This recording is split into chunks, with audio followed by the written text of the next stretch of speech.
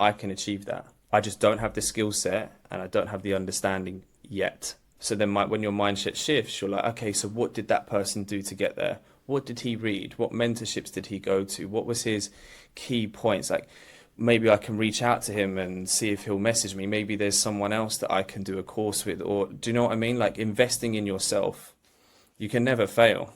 Today on the Artful Dollar, we have Nicholas Dempsey. Am I saying that right? That's right. Yeah. That's right. From across the pond, over in London. Yeah. Excellent. And so you and I just got connected through the miraculous connective powers of social media, which I just think is so cool that you can just reach out to anyone. I came across your content and I was just like, man, I want to talk to this guy. We were chatting and then we had a phone conversation about tattooing, about marketing, about the future of tattooing. And I was like, I got to get this guy on the podcast and just really show people what's possible for them, because you know, you like myself, you know, we just wanted to focus on tattooing and that was the main goal. But it sounds like you've kind of gone through your own personal transformation, and I'd love to learn more about how that happened for you and show people like it's possible for anyone, any tattoo artist. If you're a hard worker and you're focused and you're not a total fucking idiot, you can fucking figure out the business side of tattooing. You absolutely can. So, Nicholas, thank you so much for coming on the podcast. Yeah, thank you for having me. I mean, where do you want to start? Where do we start? Yeah. Well, I will say my takeaway from our conversation the other day was I was like, this guy, you've thought out to such like 10, 20 steps ahead of most tattoo artists that I've spoken to. When it comes to your marketing, you've thought out obviously like the systems and the forms and the content, but then you also have a pretty robust ads funnel. And yeah, how did that, let's start at the beginning. How the hell did you go from like, I am a tattoo artist who does sick tattoos to like, I'm an entrepreneur, or were you always like that? So I think if we sort of go back to when I started my tattoo career, where I started was a normal shop, old school apprenticeship, so on and so forth. I spent 6 years there, and then I had a daughter.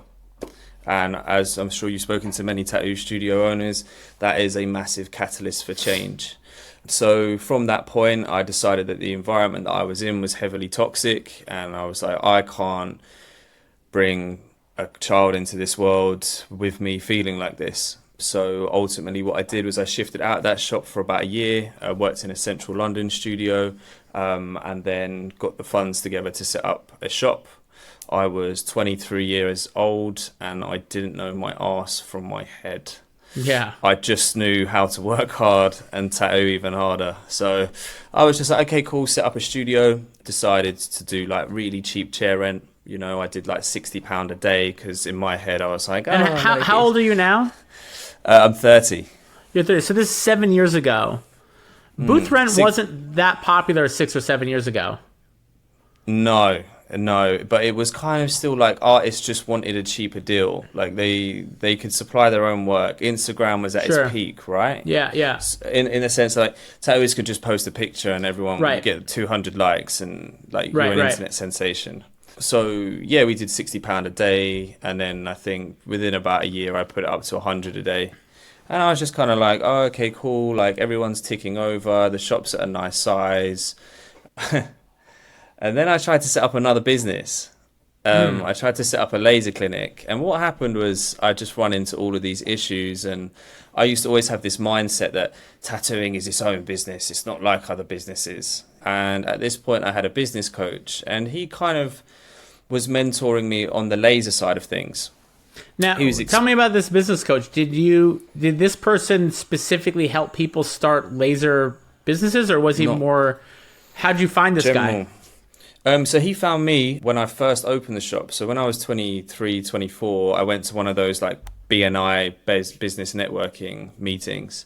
Okay. What inspired you to do that? Not many tattoo artists, not many 23-year-olds are attending business networking events. I don't really. I think someone mentioned it to me. I went to get some flyers printed or business cards printed, and the guy that owned that franchise said, like, "Oh, have you ever thought about this? This could be something you'd be interested in." And I was pretty susceptible to change, so I was like, "Yeah, I mean, what have I got to lose? More clients is always good." I think what's interesting at this point in my career was I was booked up for a year, and I couldn't tell you how I'd done it, other than sheer workforce. Like I was 23, 24, and I used to open my diary for one day and be booked out 12 months at a time. Wow. I was cheap. Okay. And I just tattooed all the youngsters, like in the gyms, in the barber shops. Okay. I was always out and about, like, so I guess that kind of contributed to it. But like, I was just working myself into the ground, like 7 days a week. No days off. Like, I used to get ill and I used to be like, oh my God, I literally can't even afford to get ill.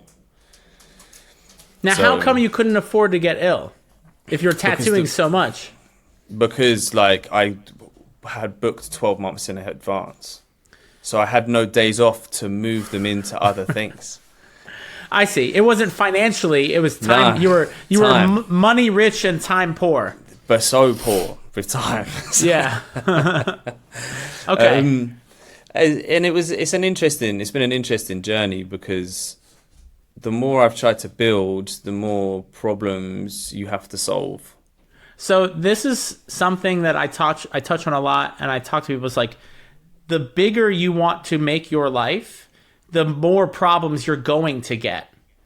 And people don't like problems, so they keep their lives at a certain level where the problems they have are at least familiar to them.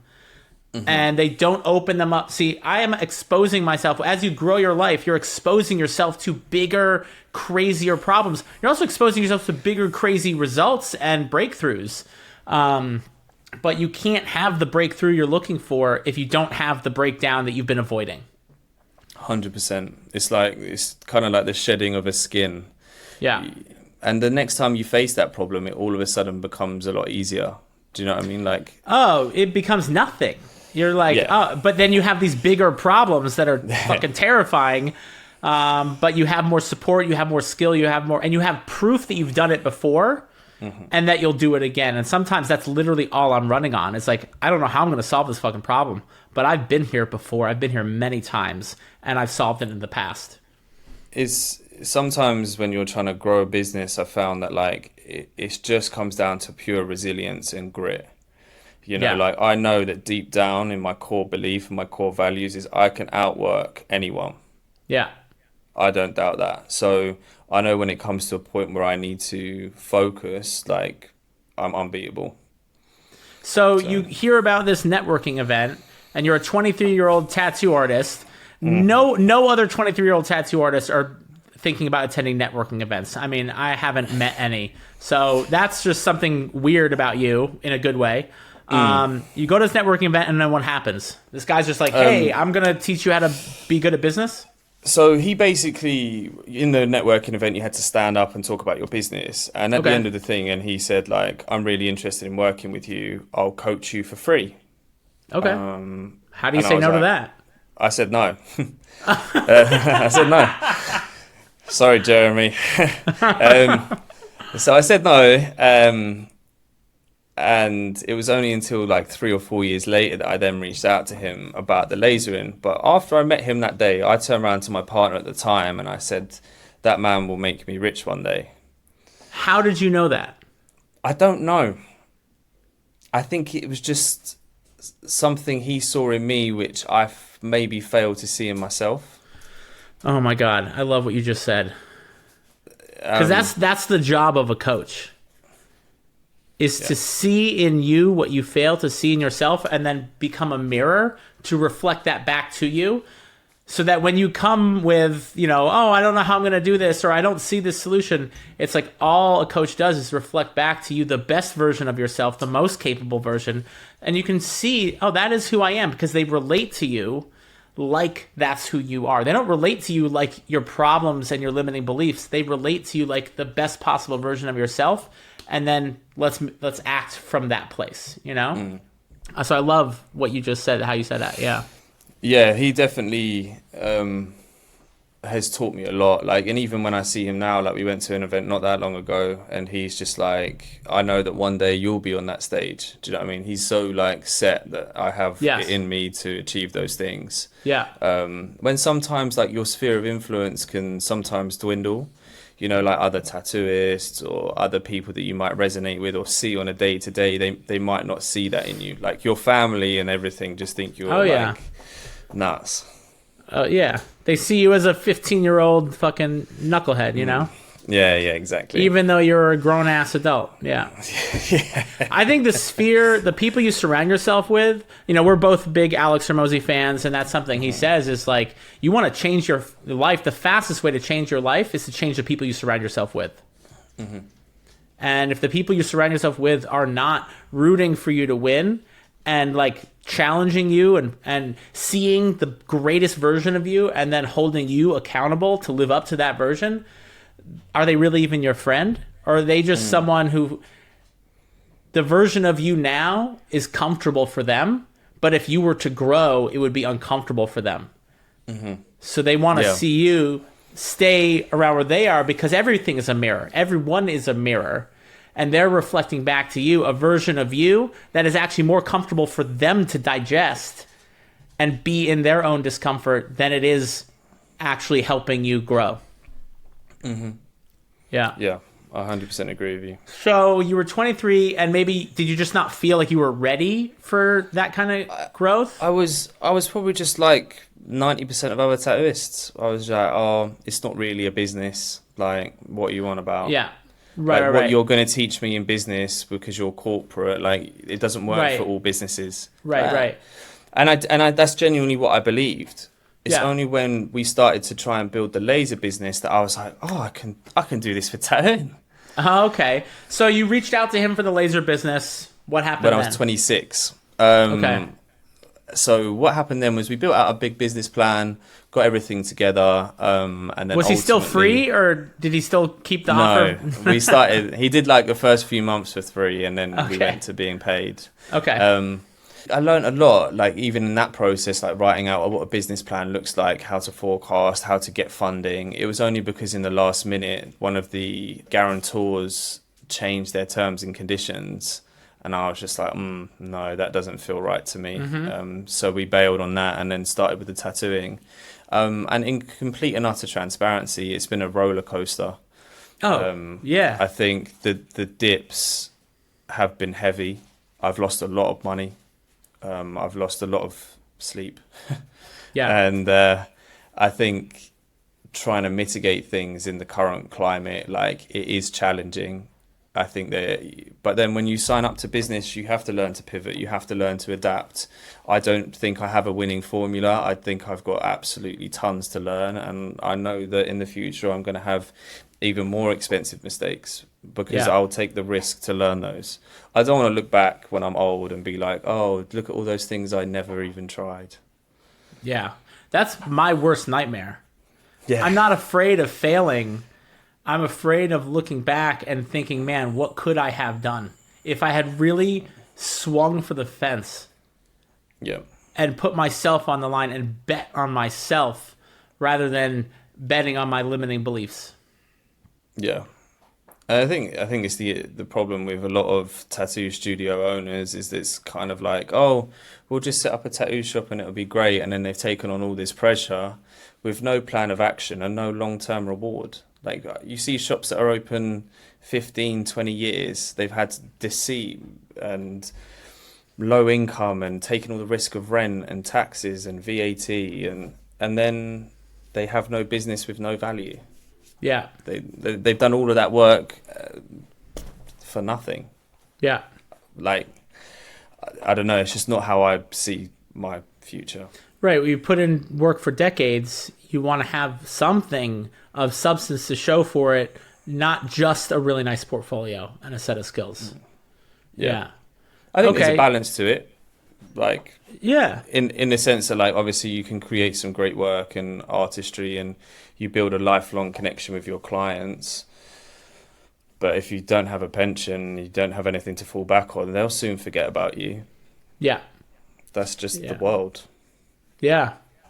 So you started working with this coach. How long have you been working with him now? Cool, probably about 3 years ish. Okay. 2.5, 3 years. Yeah. Very cool. And that's when it really started to change. My mindset really shifted. Well, how do you describe mindset? If you could describe it, because I feel like it's a difficult thing for people to understand what that even means. I would say your mindset is understanding what your core values and beliefs are, and also understanding your true potential. I think when you have someone behind you that understands what value you actually carry, your mindset can be shifted into a new place of unlimiting beliefs. My coach genuinely believes that anyone can achieve anything, and he pushes that onto his clients. And when you have that behind you, there's an element of you that doesn't want to let him down, and it completely shifts what you're able to achieve. I see people online driving in Lamborghinis with 10 million followers. I know in my core belief system that I can achieve that. I just don't have the skill set and I don't have the understanding yet. So now I need to, so then when your mindset shifts, you're like, okay, so what did that person do to get there? What did he read? What mentorships did he go to? What was his key points? Like, maybe I can reach out to him and see if he'll message me. Maybe there's someone else that I can do a course with, or do you know what I mean? Like, investing in yourself. You can never fail. Thinking differently, you know? 100%. I've also invested in myself and lost money, or I've invested in business.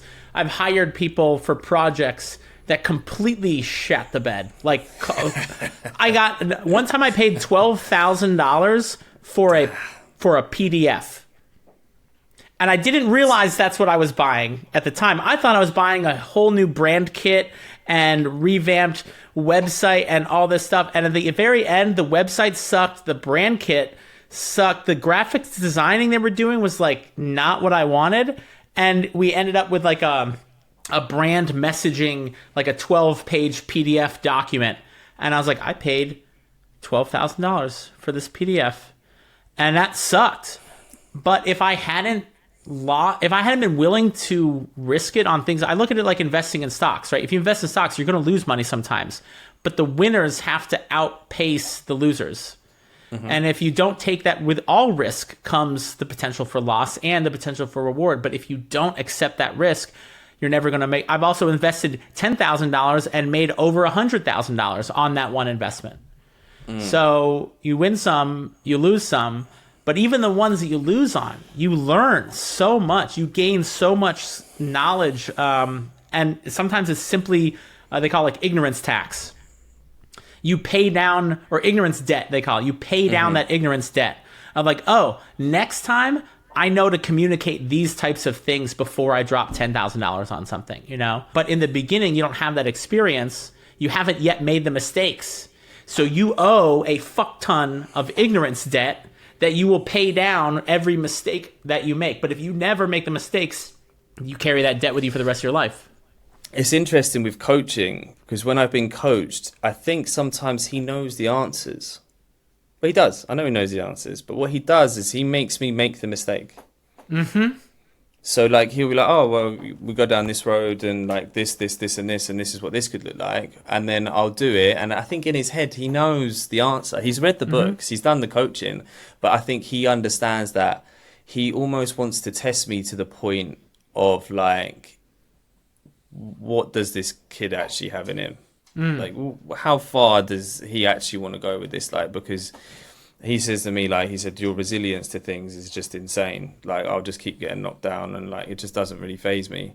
But a lot of studio owners, they I just find that they don't even put the money into it. Like, I talk to people about like certain marketing strategies and like investing in courses and stuff like that, and they're like, oh no, like, I don't want to spend the money. I'd rather spend it on my Lamborghini or new car lease, or like so on and so forth. And or more tattoo machines. No, yeah, exactly. Or going on vacation, or any number of things, yeah. The priority with business, like, I've learned that you just need to be obsessed. Yeah. Like, it needs to be your sole focus. I think that goes for anyone that wants to produce any exceptional result in any field, in anything. It could be business, it could be athletics, it could be art. You need a level of obsession, because if you don't, they say like mediocrity is what the thief of greatness or whatever. Like you're gonna get the same results that everyone else is getting, and if everyone else is not where they want to be, and you don't do something exceptional, then you're going to get the same results. There's nothing wrong with that. There's also nothing right with it either. But you can't complain if you get the same results that everyone's getting. You're also doing what everyone else is doing. 100%. Like, whenever I think of something or go to do something, my main thing is purposely doing something different. Like, it always is. Like, it's always like, okay, cool. How are we going to do this different? Like, even when we set up like the jewelry side of things. Yeah, I was going to say, can you give an example of that? So, yeah. Aha. An example. So, we recently set up a jewelry side, like e-commerce side of the business. Okay. And we looked at our competitors. Our competitors were, the big brands in the UK, like Ashton Miu and like Claire's Accessories and so on and so forth. But what we looked into is they all sell towards women doing womanly things. Look how pretty you look. Oh, like, be you, find your story. When I did a bit of research. Girl boss. Yeah, exactly right. I was on the train back from London one day and I sat there and I was like, what do women really love? What do they really love? Isn't that what we're all asking ourselves? I ask myself that right? all the time. And I was like, women love serial killers. So when we looked into it a little bit more, we looked at that, like, I think it was something like 66% of women either read true crime or are into true crime documentaries or something along those lines. Okay. So when we were looked into doing advertising, I was basically like, look, our art direction for selling jewelry is going to be like Dexter meets jewelry. That was that is so fucking smart. Because we were like, we want people to engage with it in what they're interested in, but we also want it to be as abrasive to the point where people are like, wow, he's actually had the balls to do it. And in my head, I'm like, if it goes wrong, at least I tried. At least you got a good story, right? If it goes wrong. And then we looked into like other aspects because we were like, I don't like jewelry boxes, so we looked into like new sort of avant-garde ways of selling jewelry. So we opted to sell them in like tuna tins and stuff like that. So I like it. Yeah, so it's like stuff like that, like just sort of having a new way of doing things or thinking slightly outside of the box, mixing. And this is what's interesting. As a tattooist, obviously, like I love to be creative, and creativity is obviously, and you as well, right? Like. Absolutely. Being it's part of who you are.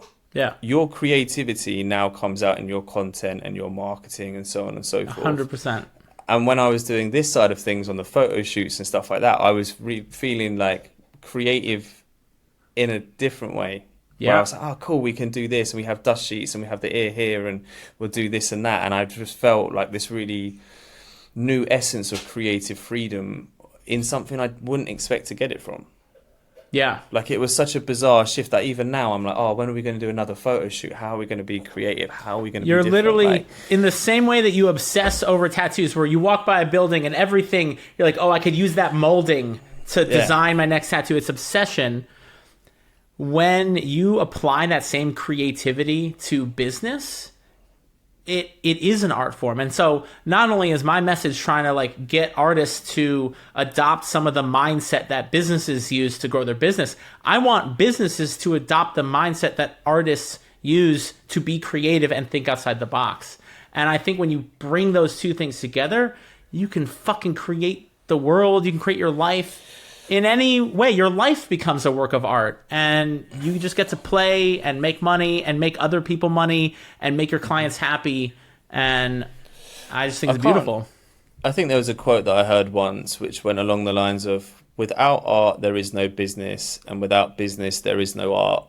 And they perfectly balance each other out, just in different ways. Like, if you have a business but there's no art behind it, there's no creativity, it's going to be a very flat business. But then on the other there's side a lot of those out there, if you're an artist and you create art but there's no business, you'll have to go and do a normal job, and you can't be an artist no more, because like it just doesn't, you've got no income. You need both. Was there a moment that clicked for you? So apparently 88% of listeners have not left a review or subscribed. And I'm going to get right back to the podcast in just a second. But if you have found this episode helpful and you think that other people would benefit from listening, then all I ask in return is please just leave a quick review and subscribe. It'll take just 1 minute and it might help other tattooers and other artists find this podcast and help them out. So please, it would mean the world to me and it might actually make a difference for someone else. Thanks. Was there a moment when you stopped just looking at yourself as I'm just a tattoo artist, I do good tattoos, and started looking at yourself like an entrepreneur or a business owner? I remember that moment for myself, but I'm curious if there was a moment for you. I don't know. I don't even know if I've fully got to that point. Okay. If I'm honest, I don't even know, like, because I still tattoo for like 4 days a week. But there was a moment in my tattoo career where I stopped just looking at myself as a tattoo artist, and I saw the business side of things was as equally a part of tattooing as drawing and sanitation, you know? On that side of things, like, I would say it was when I had the conversation with my coach to not buy a house. Yeah. I remember I was 3 days before completing on my first property, and I had, I think it was about 100k in savings, and I was going to put it all on a house for a deposit, and I got hold of him on the phone, and like a few things weren't going right with the mortgage, and I just had this really bad vibe with it. And I remember calling him up, and I said, I've got 100k, Jeremy, like, what do I do with it? Should I just put it all back into the business and really just go for it, or do I buy a house? And he just wrote it down in numerical terms. He just made me look like an idiot, like he likes to do. And he's just like, I love coaches like that. I love when my coach is just, I feel like a fucking idiot. I love that feeling, because I'm like, ooh, it sucks, it hurts. But you're like, you're so fucking right. Let's fucking get this. Yeah. Yeah, it was kind of like the whole return on investment, right? So like, he just broke down the average growth of the equity in the property versus the potential return based on historic data in your business. Putting this 100K in there, what is the 3, 5, 10 year potential return on investment? That's kind of what he did. Yeah, basically. And when you saw it like that, it made sense. It didn't go that way, but it made sense. Okay. So you end up buying the house anyway? No, I didn't buy the house. I won't buy a house. Okay. With a mortgage. I'll buy a house in cash, but I won't be getting a mortgage. Okay. Interesting. It comes across I'd debate you on that, but not this time. Maybe next time. I just find it that it's like, personally, it can become the killer of dreams. And what I mean by this is, like, for example, if I wouldn't take the risks on my business that I do now if I had a house, which I was worried about losing. Whereas at the minute, if I invest all my money and I'll just live in a box room for a bit or go homeless, like, it's not really a problem. Like, it doesn't really bother me. That makes sense. Anything that would hold you back from taking the level of risk, I mean, you could say kids, and on the flip side of that, like when you have kids, it's like, ooh, I'm scared to take certain risks. And now you got a whole gaggle of them and you got one on the way, right? Yeah. There's certain risks you're afraid to take, but then there's certain things about that responsibility of a mortgage, of a kid, that actually causes you to take more risk. And because you're like, it's only going one fucking way, or I'm going to fucking die trying to get it to go that way.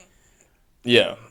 It is both. So that is obviously a metric which works. Mine would be like, if I keep going down and I am in a really bad position, like even like 14 months ago, not even 12, last June, I was like living on a farm with, I must have been 30, 35 other guys, just sharing like rooms and stuff like that, because I'd over-invested in the wrong things, and like, I didn't see much of a way. I just split up from my partner at the time. And I was just like, oh, well, this is as bad as it's going to get.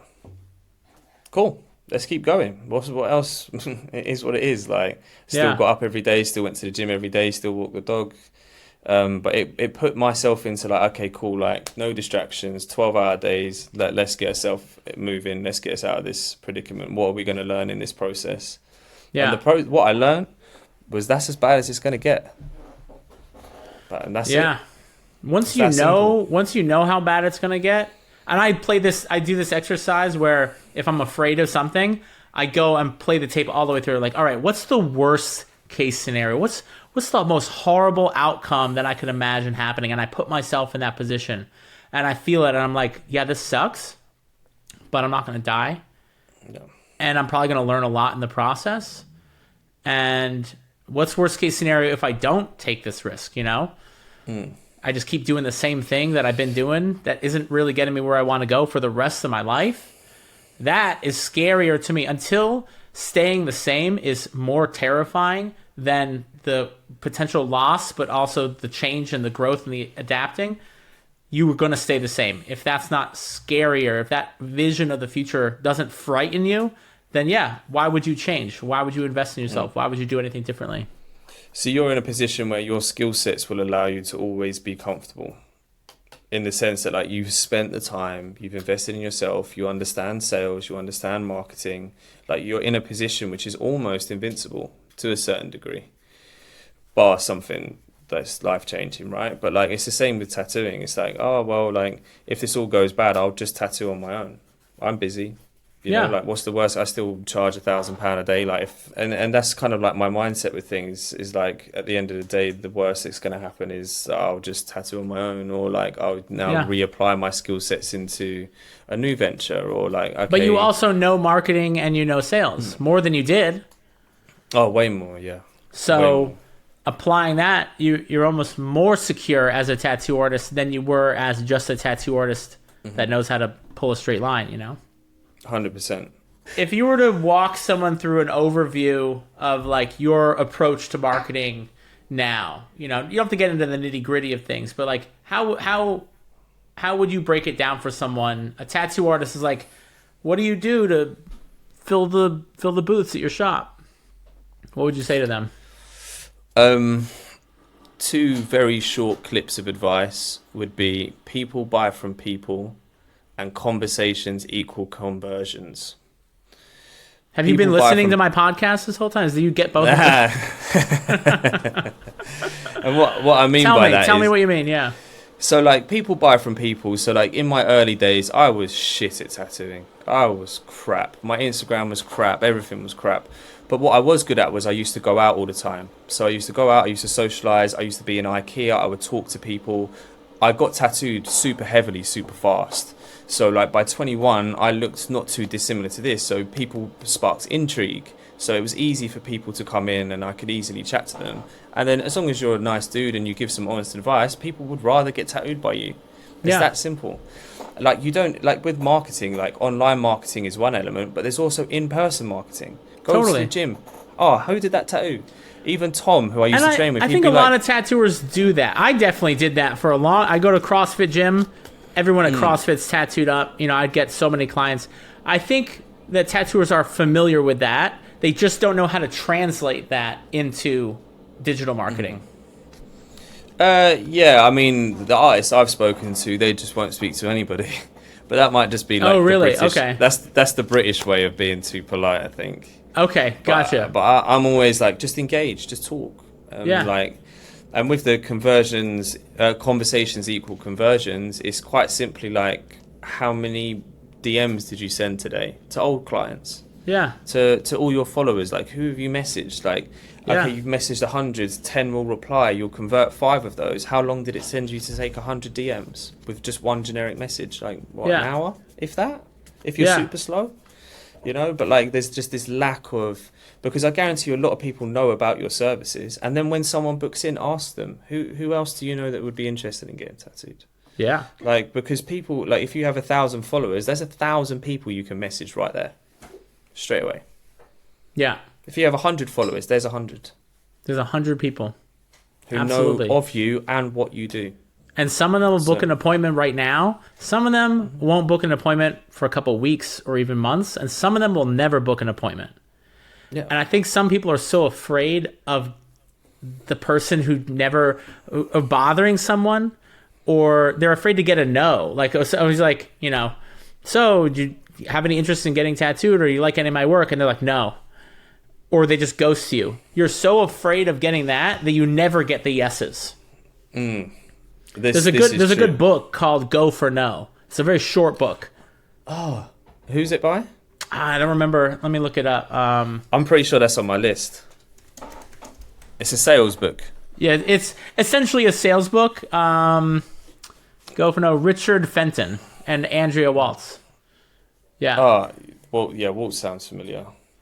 Yeah. And it's a very surprising book. Like, you start reading it and you're like, where the fuck is this book going?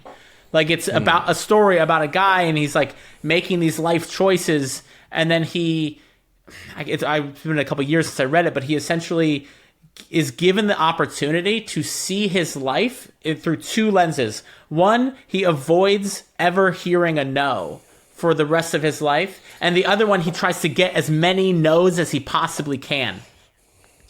And the way his life ends up panning out on those two trajectories is, it just opens your whole perspective. Like, wow, I've been avoiding the very thing that I need in order to succeed. 100%. Yeah. Like, being rejected and failing, like, were the two best things.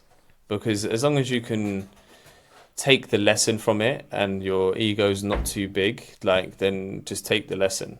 Like, whatever it is. Like, someone said to me, if you knew that for every 25 no's you'd get one yes, like, how quickly would you want to do the 25 no's? You'd want to get through them like ASAP. You'd want to fly through them. If you knew that's all it took. And here's the thing, that is all it fucking takes. Except you don't know for sure. That's the one part. You don't know, is it going to be 20 no's or is it going to be 100 no's? Mm-hmm. If you knew, it just takes 100 no's to get one yes, then you would go through it. But you don't know, and I think that's what stops people from doing it at all. Mm-hmm. Yeah. And I think the other big part of business, and look, this goes to fucking art and tattooing as well, is you have to be comfortable with uncertainty. Mm-hmm. You know, you don't know what's going to happen the minute you start pulling lines in someone's skin and they might move or their skin's weird, or you run into tattooers. We deal with uncertainty all the fucking time. Same thing for business, you know. But again, you don't expose yourself to that risk, you'll never get the end result that you want. No, it is exposure therapy. It's the same as like when you upload content. Like, I uploaded my first bits of content maybe like 18 months ago. And there was all this like, oh God, what are people going to think? Oh no, like, what if I say something and offend someone? And ultimately, like, the more you do it, the less you care. Did you say something that offended someone? Oh, I'm sure I've said something that's offended someone at some point. And did you die? I think my prices probably offended people. Okay, yeah. They called me a thief. See, here's the fascinating thing is you will offend people when you are authentic and when you make content. The good news is you won't offend any of your potential clients. Yeah, exactly. Because if they're offended by it, they were never a potential client to begin with. So don't worry about it. Yeah. It's the 80-20 rule. It's like you almost want to piss off 80% of people so that you find 20% of those that truly resonate with you.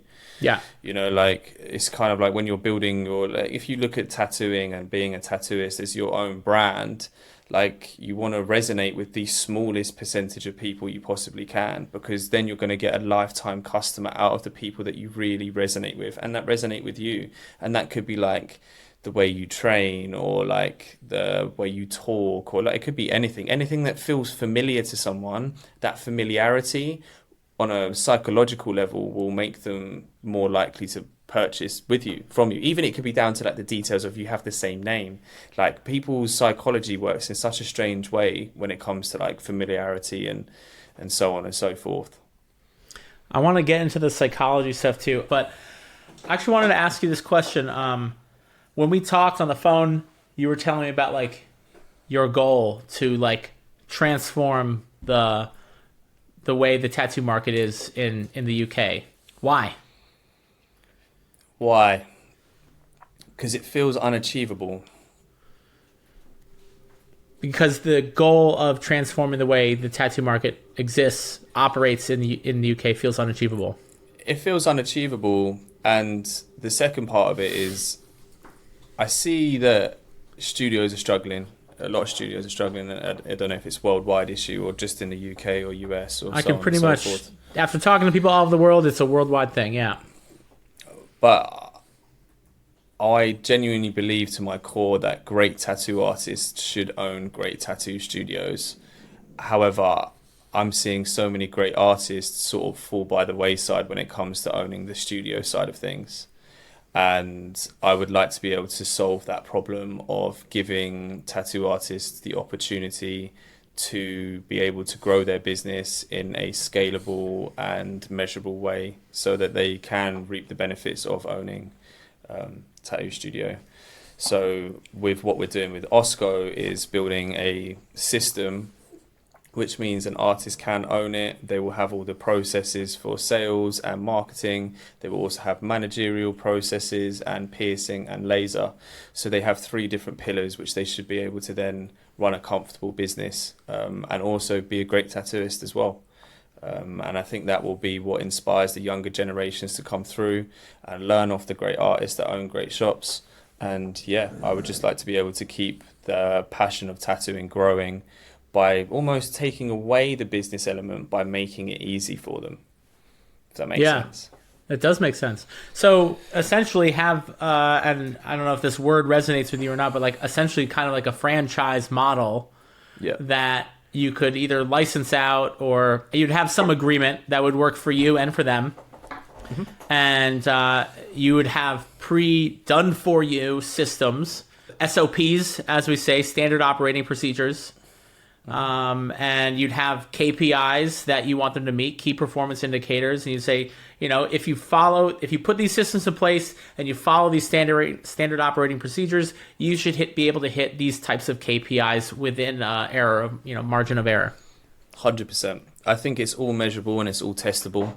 And I think when we look at it on a grand scale, like or even in myself, is that when I owned a shop, or I still own a shop, and artists come to me with all these problems all of the time, and like I'm getting drained by all these problems, and then I think, how many tattoo artists and tattoo shop owners that are artists are having the same issues? So it's like we would have an operations manager put in place. So now as the owner, you don't have to deal with the nitty gritty issues that are going on. We have someone in place that has that key role. And ultimately, because I've lived both sides of it, I can understand both issues that are presented, I just see so many great tattoo artists that are owners just feeling so deflated because they thought that it would be this dream thing that they set up and they don't have enough money to do anything. Do you think a tattoo shop owned by a skilled tattoo artist can grow, sustain in today's market without some dedicated operations person? I don't think having someone who's in operations is a key part to it, but I think you would have to make sure that your team is managed in a certain way and aligned to a certain culture. Also, the size of the shop would make a big factor to that. How many booths do you have at your shop? We have 11. 11 booths. 11 artists or? 15 artists, I think there is. Yeah. And what we notice is the bigger the team got, the more issues we started to have because you've brought in more personalities that might not always align. So, mitigating that, if you were to be a skilled tattoo artist, I would probably have a shop of about 4 chairs, maybe 6, 7 artists. Yeah. And just manage the personalities on a lot more manageable level. When you go beyond that, then it's politics start to come into play. I'm going to share a story that I don't even think I've ever shared on this podcast at all. But are you familiar with the company Ephemeral Tattoo Inc.? I'm pretty sure they're global. So there's this venture capital backed company called Ephemeral Inc. And they invented an ink, a tattoo ink that will fade over time. Oh, yes. Are you familiar with that? Yep. So it seems to be debatable if it consistently fades or not. I'm not going to get into the nitty gritty of it. But I met the original founder of that company, the founders, at a business networking thing. Met each other. Someone was like, "Oh, you two should know each other. You're a tattooer. You're doing this tattooing thing." So I started. They were just wanting me to test out their ink on them. That's how it started. And I was tattooing the owners and whatever. And anyway, they were like, "We want to scale this operation. We want to open up dozens of tattoo shops all over the United States and all over the world, and we have a multi-million-dollar budget." and we want you to essentially be our guide. I looked at it like a safari guide through the jungle of tattooing. And I was like, I will do that, but I will also tell you off the bat, I don't think that you're going to be able to do it. And like, I just want to be upfront that like, I will accept the job. I will give you whatever guidance I can, but I don't think you can homogenize tattooing. It is too wild of a beast, and none of y'all are tattoo artists. And so I don't think that the person at the head of the beast can not be a tattoo artist. I just don't think you'll have enough respect and enough appreciation from everyone else on a big team, especially, to go above and beyond. You need people, you need A players that will go above and beyond, not just do the very basic what they're asked for. And what you need to have a scalable operation. So they opened up dozens of tattoo shops. They spent millions and millions of dollars on this whole operation. None of those shops exist anymore. I can imagine. And I told them in the beginning, I said, look, guys, you're going to do this and you're going to open up these shops and I will guide you to the best. And I, every word that came out of my mouth, they thought I was a genius because I'd tell them things about tattooing that like had no idea. And I'm like, this is basic common shit. And I don't think you can do it. And I stopped working with them and they kept on hiring other people in partnerships and all this stuff. Anyway, long story short, the thing that I predicted in the beginning ended up coming true. And yeah, I think good shops need to be owned by tattoo artists. So the direction we've gone or intend to go to make this sustainable is down the e-commerce jewelry route. Okay. So we understand that a lot of tattoo studios also have piercings and stuff involved. Yeah. So we wanted to push our brand awareness by having an e-commerce budget. So like in the old school shops, you had 3 pillars. You had piercing, laser, tattoo, right? Like those were the 3 things. Well, old school shops, I think they were just tattooing. Well, piercing, I would say a lot of walk-in shops would have piercings. Absolutely. Yeah. Tattoos and piercing, laser. Maybe not laser. Yeah. But like we wanted to build out those systems, so that's where a lot of the tattoo artist shop owners would then be able to get their revenue from. So it's like, oh, well, you sell it in store. We can then target those areas with a certain ad budget to help you get people to come in for piercings and buy the jewelry. Then you earn a commission off the jewelry. So now you've got another passive income. Also, if they come in for a piece of jewelry, you're building that trust on a £30 to £40 level, which then they're then likely to come back for their first tattoo, their sleeve, so on and so forth. Which sometimes in business we'll call that like a tripwire, a low ticket or a lead magnet, right? A low ticket price that solves a problem or does a thing that begins the business relationship, knowing that the lifetime value of that client is $1,000 or more, not the $40 they spent the first time. Yeah, so ours is £1,227, I think, is our lifetime value. And the fact that you know the LTV, most, I would say, I don't know how many tattoo shops in the world know their LTV, but you're probably one of, I could probably count them on my hand if I knew how many, And this is the thing, it's an important How did you calculate your LTV? I'm going to get right back to this episode, but I just wanted to take a moment to speak to anyone that's feeling a little stuck right now in their tattoo business. Maybe you've noticed things have been slowing down a bit. Maybe things are pretty dead out there. I've talked to hundreds of tattooers who are experiencing that right now. A lot of changes have happened in the tattoo industry, and we either adapt with those changes, we learn how to grow in a saturated market, or we get left behind.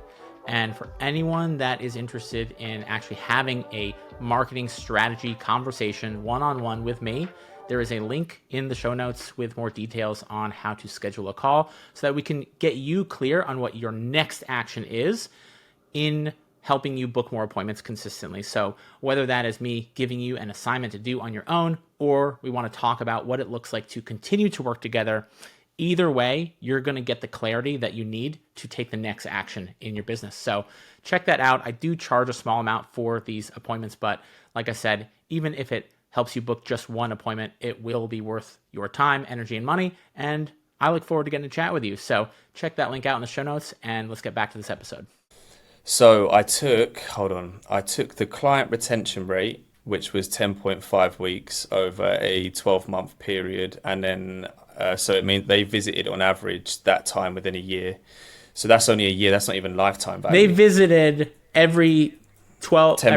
10.5 weeks. So it on would be average, every 10.5. And some people didn't come back, and some people came a lot more often. We then took that number, and then so it was like 5 times a year. Then we looked at our average order value across all services, tattooing, piercing, laser, and it was £240, I think it was. Okay. So then we times them together, and then we got the 1,227 per year, on Per year. average. And again, the whole point of LTV is so that you can make a business plan to project into the future. So you can know, I think I saw something, someone posted about, you know what your cost to acquire a client. So your CAC to LTV ratio, your cost to acquire a client is how much? £28 for realism. For realism tattoos? Yeah. How come you only know it? That's no, because we only, at the minute, our advertising spend is only for fine line tattoos and realism tattoos. Gotcha. Okay. So that's just on that. We haven't worked out like our SEO spend. Right. So now, there are forth. other things that you might want to factor into cost to acquire a client. Some shops would actually, for the shop, whatever you pay the artist, you pay percentage or your booth rent? Percentage. So whatever you pay the artist, you might also want to calculate into your cost to acquire a client. Because if the total spend, part of what the client spends is paid to the artist. So we did it the other way. So we took the client acquisition cost, or the lead cost, or whatever that might look like, and then when we got the revenue back, we took it out from that. Oh, okay, gotcha. So this is after you paid your artist. Yeah. Gotcha. So it then becomes a simple math game. If you know it costs you $28 to make $1,200 over the course of a year on average, sometimes less, sometimes more, you will put as much money. You can confidently take risks and put as much money because there's such a big margin of error. Even if you fuck up the ads for a while and your cost to acquire a client goes up to $80 per client, it still benefits you to do it over the long run. And once you figure out a business plan, a marketing plan, a ads plan that you know has a big enough margin for error that you could just keep doing it forever and ever and ever, you will put all the chips in. Until you have the issue of what you would have called it a key man issue, where you don't have enough good artists to fulfill the projects that you're. Right, so that wouldn't be key man. That would be just the ability to fulfill on. Oh, fulfillment, yeah. A fulfillment issue. Right, key man is when your face is the thing that brings in the business. But I don't think you have that issue. No. I have that issue. If I wanted to get more content, more things there would have to be other Ryan Roys out there to pull the attention away from me, and then we create a brand that isn't dependent on Ryan Roy. And we have other coaches and we have team members, but if I were to die, none of them would get paid. Got you. Yeah, that makes sense. So fulfillment becomes the bottleneck, and so all business is, and this is like a very Hormozy approach, is find the next bottleneck and solve that, open it up so that you can get to the next bottleneck. And then that's how you grow a business. So once you know, okay, I can now shove all the chips in, but I can't accept all the tattoos because we literally can't fulfill on it, that's when you open up another shop.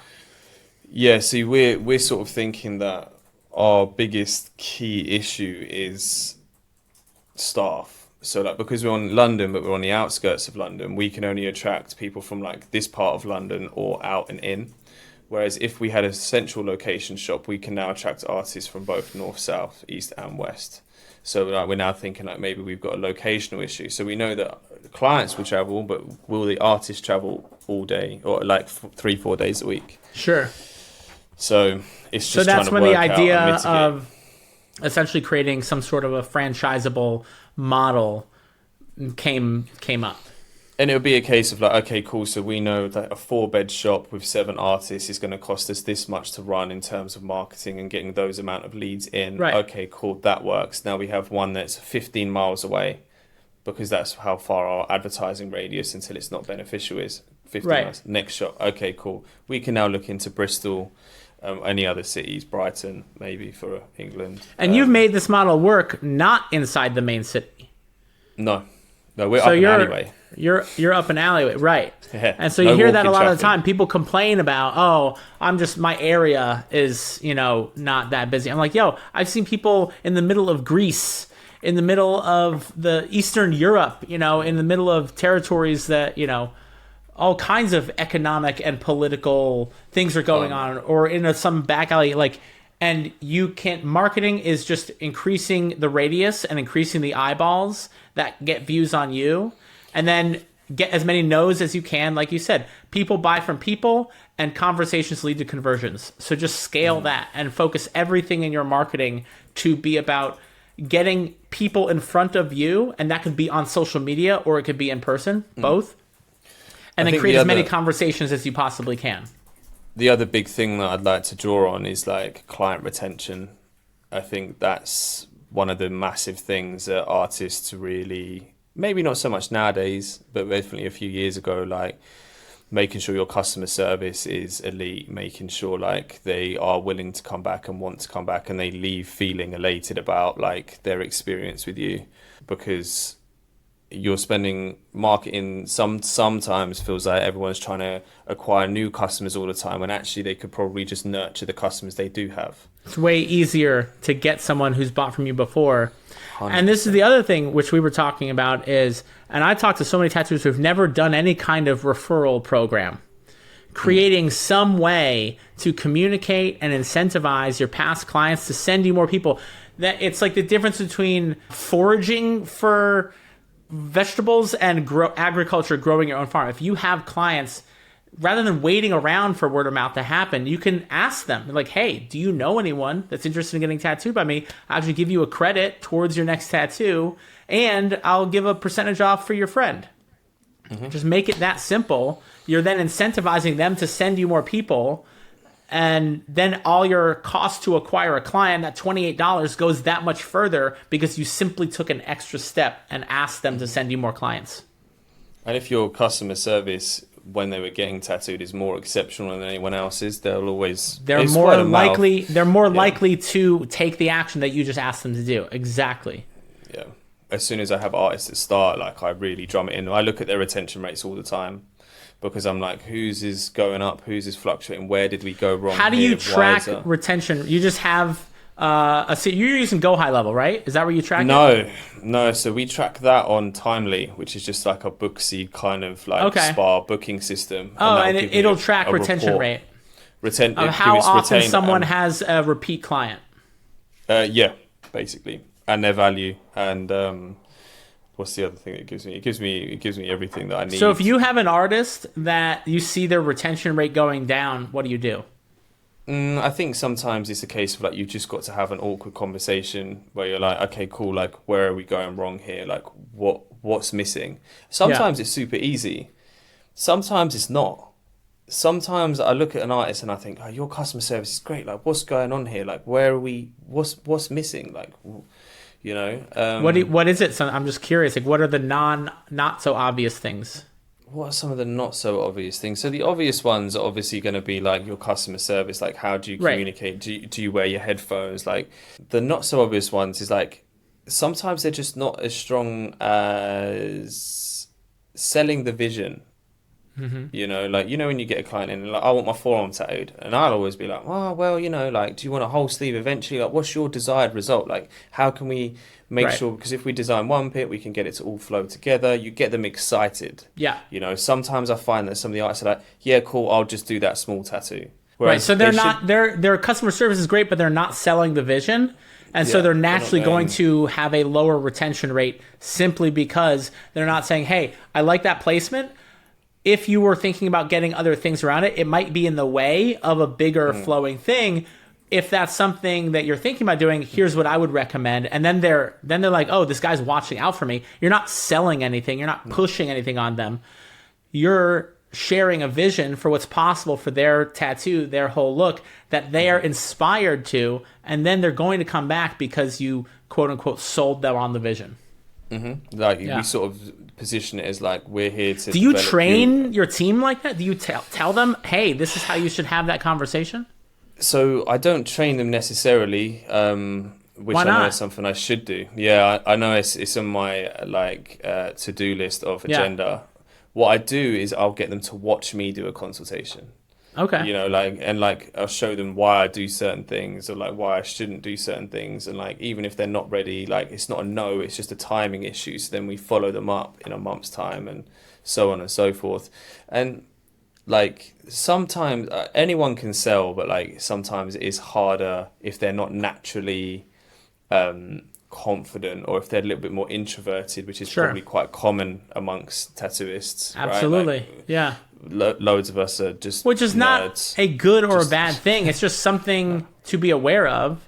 Well, it's something you can market for. If you're an introvert, you'll be able to market towards more introverts. Absolutely. So you both know you're a little bit awkward, and you know you don't want to do face to. I don't want to be called. You know, a little bit of training can take someone that is naturally introverted and turn them into a fantastic salesperson, if you will, by simply giving them some of the psychology behind sales and rewriting that script that everyone has around sales. They think they're talking to some pushy car salesman that's going to sell them into something they don't need. Sometimes it's as simple as asking, hey, do you mind if I make a suggestion? And then you suggest your vision. And then that's it. I'm not selling you on anything. I'm just opening your eyes up to something that maybe you weren't considering. And when you ask it like that, rather than being like, hey, you might not want to do this because you might want to do this instead, when people generally push back against things that they're told to do, you know, which brings me to the other part is like, let's say you have this scalable model. And I've seen this in other tattoo shops where you have SOPs, you have ways in which we want to do consultations and handle emails and communication with clients.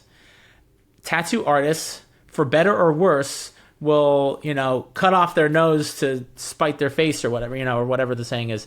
They'll push back against that kind of structure, not because it's bad for them, but because they fear structure. I don't know why tattooers do. I do it too sometimes, but I think with tattooing, it started off as a rebellion. Yeah. There's a sort of an essence in a lot of tattooists that what you're doing is not meant for the norm. Like you get your whole face tattooed, you get your neck tattooed. You're not meant to do that. Like you're already. That's why we got into it. That's literally why I got into it. So when we're trying to sell the structure, we're trying to not actually sell the structure necessarily to the tattoo artists, but to the tattoo studio owner. So like he'll have a system, which but then he has to sell the artists on the system. But the system is mainly going to be to make sure that the shop runs a certain way. So the ones that will be following the systems will be like the operations manager, the front of house. The artists will still be like, here's your client, come and go as you please. The first session is this, the second session is this. Yeah. This is how you pay your chair rent. But like ultimately, still turn up at 11 if you want to start at 11, turn up at 9 in the morning if you want to turn up at 9 in the morning. As you scale this operation though, and as you try to replicate it, you're going to find that the unpredictable element of tattoo artists, which I'm not saying is a bad thing, it's actually something that's magical and special about tattooing, is that we are unpredictable. We are against the grain. Learning how to lead in the face of no agreement, in the face of someone resisting structure, learning to lead in the face of that and inspiring them. You have to sell the tattoo artists at the shop on the systems, on the processes that are ultimately best for them because that's what's best for the overall. I think very few people have that leadership skill, leadership training. And to be honest with you, I don't think I have it either. I would disagree. I feel like just from our conversations, I feel like you listen really well. And a lot of powerful communication is about listening. And then speaking to someone else's listening in terms of like what's important to them. How can I talk about this thing that I want them to do that they might resist, but how can I speak about it in a way that has them see how they'll benefit past their own filters, past their own biases, you know? I mean, I understand that side of things, I do genuinely have the best interest of the artists. I believe you do. My angle is like I'm trying to offer you stability in an unstable climate. Like, yes, you might not be doing all the things you love to do all of the time, but like that's just like the way life goes. And I think I have a lot to learn in terms of leadership. I think that I struggle with difficult conversations sometimes, as I'm sure we all do. I don't think there's always a nice way to have certain conversations, but it's all part of the journey that I'm embarking on. I understand that I'm going to have more and more issues. I think I've learned valuable issues with like shop culture and stuff like that over the years, mistakes that I won't make twice. Yeah. And there's probably conversations even now that I've got to have that I'm probably procrastinating on a little bit. Yeah.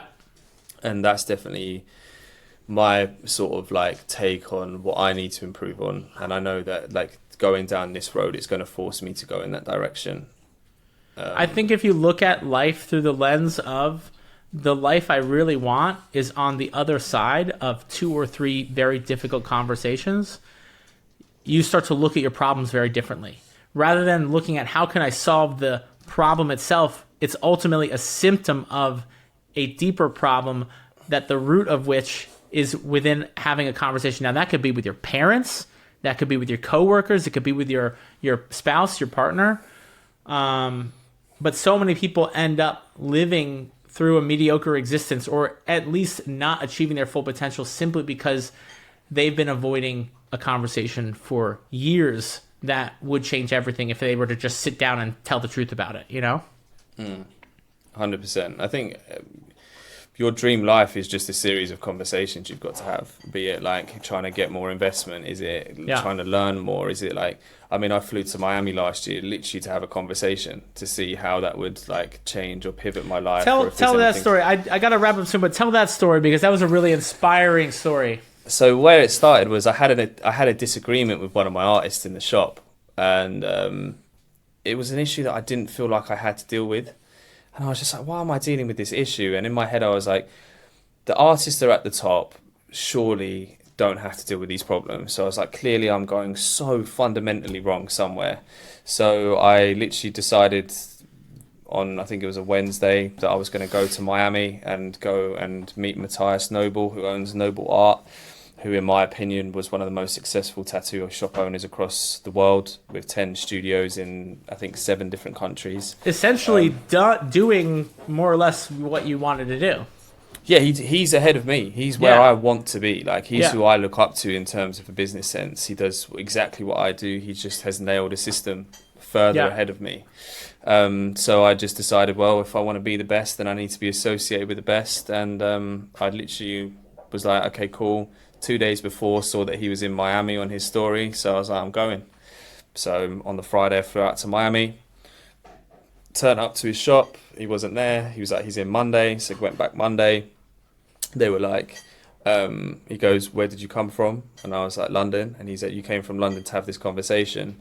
And I was like, yeah. And he was like, you've got some balls on you. And I was like, yeah.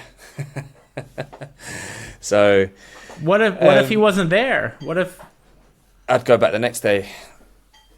And then if he wasn't there, I'd go back the next day. And if he wasn't there, I'd go back the next day and offer to clean his floors. And if he wasn't there, I'd run his shop for him. Like, I'd do whatever it takes.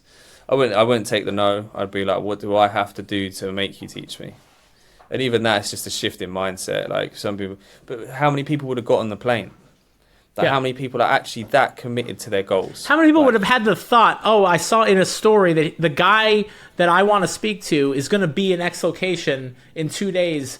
Most people wouldn't have even had the thought to fly out, let alone buy the ticket, let alone show up, have the balls to show up, and then be told, oh, he's not here, and come back again. Did you have a return flight? Like, I had to, because I'm in England. But like when I turned up to the airport, they were like, you don't have a return flight, you need to book one. So as I was in the queue, I was literally booking my return flight. Oh my God. But yeah, it's that kind of like go get it attitude. You know, I learned a lot in Miami. Some good, some bad.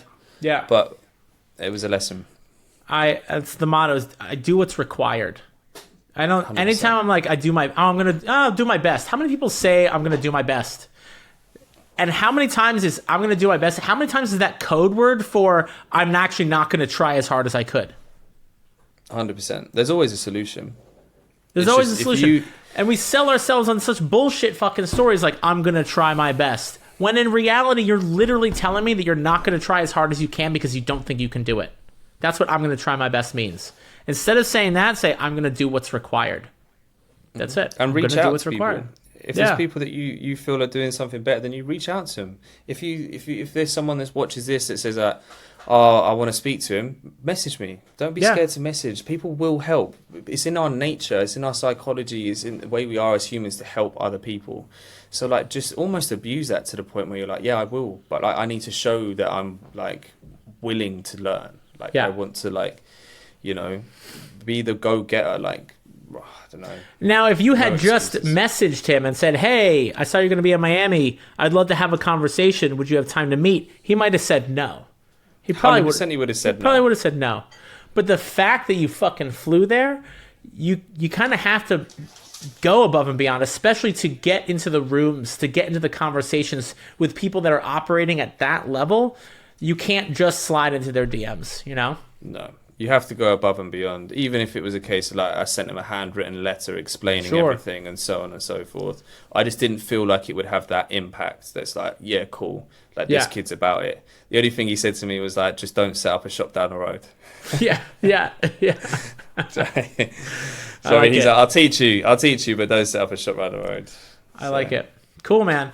Well, I have to run, but dude, I feel like we've been texting and calling, you know, we've had a couple, and I just feel like I've made a friend over on the other side of the world that thinks about tattooing and business in the same way that I do. So it's just been a joy to have you on the podcast and share your perspective. And I hope other people heard one thing from your story that inspires them to take one new action that they otherwise wouldn't have taken. That's my hope for having you on. So thanks again.